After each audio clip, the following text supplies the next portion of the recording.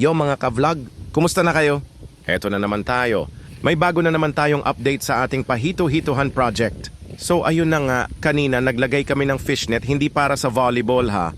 Para to sa mga baby hito na darating para safe sila at hindi makapagtalon-talon kung saan-saan. Siyempre ayaw nating may hito na biglang nasa kalsada, di ba? At hindi lang yan.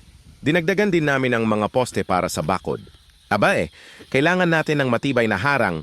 Hindi pwedeng makalusot ang mga kapitbahay na manok at mga tsismosa ng barangay. Joke lang, peace tayo bes. Right now, nasa 40% na ang progress ng fish pond natin.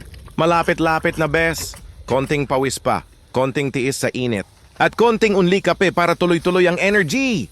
Inaayos na rin namin yung lupa sa paligid kasi pag hindi mo inayos, di maputik. At syempre, pinaplano na rin namin ang water system at drainage. Baka mamaya maghito swimming pool na lang pala to pag umulan. Wag naman sana. Soon ilalagay na natin ang tubig.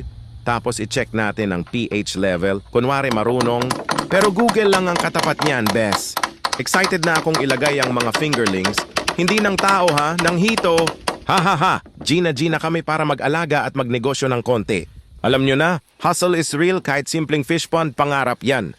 Kaya kung gusto nyo pang masundan ang journey natin dito, don't forget to like, comment, and subscribe. Kung may tips kayo, advice o chika, ilagay nyo lang sa baba. Walang judgment, best. Tayo-tayo lang to. Hanggang sa susunod na update. Ingat kayo palagi at sana makakain tayo ng inihaw na hito soon. Char!